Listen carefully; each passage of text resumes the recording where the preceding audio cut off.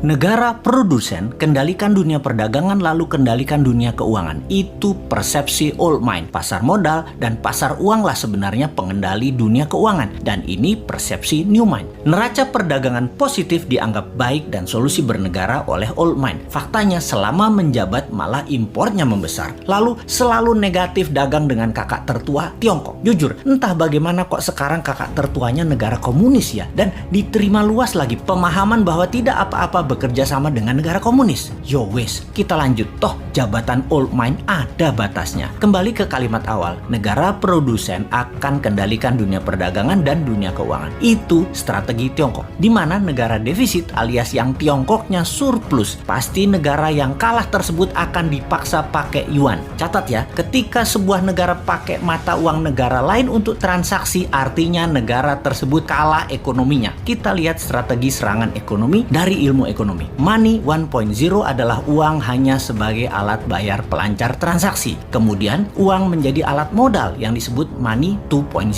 Kemudian uang menjadi alat kendali ekonomi disebut money 3.0. Salah satunya debt trap. Yang Tiongkok lakukan pintar. Dari money 1.0 langsung ke 3.0. Karena ya memang Tiongkok nggak punya Wall Street, tempatnya money 2.0. Kita lompat sebentar sebelum balik ke money 3.0 agar sambungannya paham. Sejarah Partai Komunis di Tiongkok, di mana orang-orang nasionalis kabur keluar Tiongkok ketika komunis berkuasa dengan tangan besi. Satu ke Taiwan, jadi negara yang dipayungi Amerika. Yang kedua ke Hong Kong, jadi city country di bawah Inggris. Keduanya, Taiwan dan Hong Kong ekonominya maju pesat sejak tahun 60-an hingga saat ini. Sejak tahun 1989, reformasi ekonomi di Tiongkok melawan hegemoni IMF mulai dijalankan secara gerilya, main dengan globalis dan main dengan double standard, yaitu renminbi yuan. Catat sekali lagi, nantinya kita new mind akan pakai strategi yang sama ini, kecuali kalian masih suka dengan old mind yang sekarang berkuasa. Apa yang Tiongkok lakukan setelah memutuskan melawan IMF, namun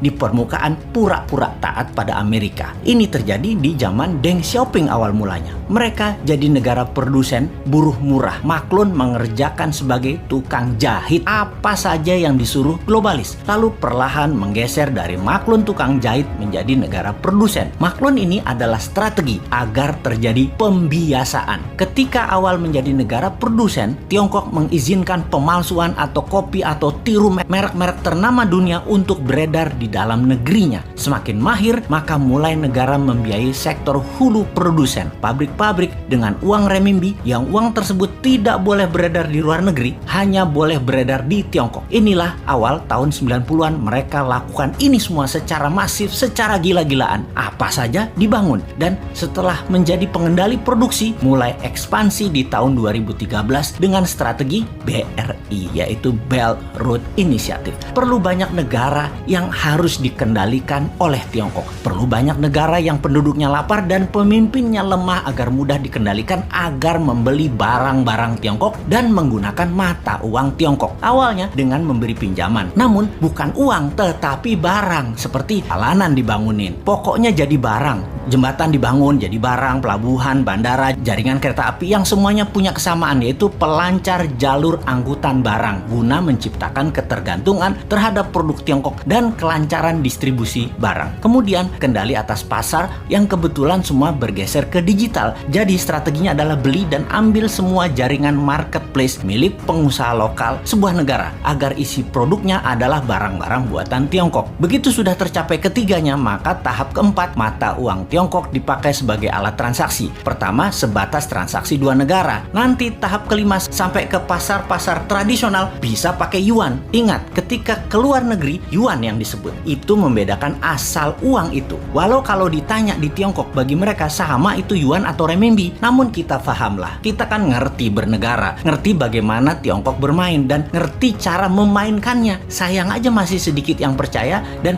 masih banyak yang tidak peduli. Wajar kalau masyarakat tidak tahu, namun pejabat yang tidak peduli dan tidak tahu juga banyak banget. Apalagi yang mau menari jadi presiden di 2024. Rasanya nggak ada yang paham beginian. Yang penting gue populer dan rakyat pilih gue.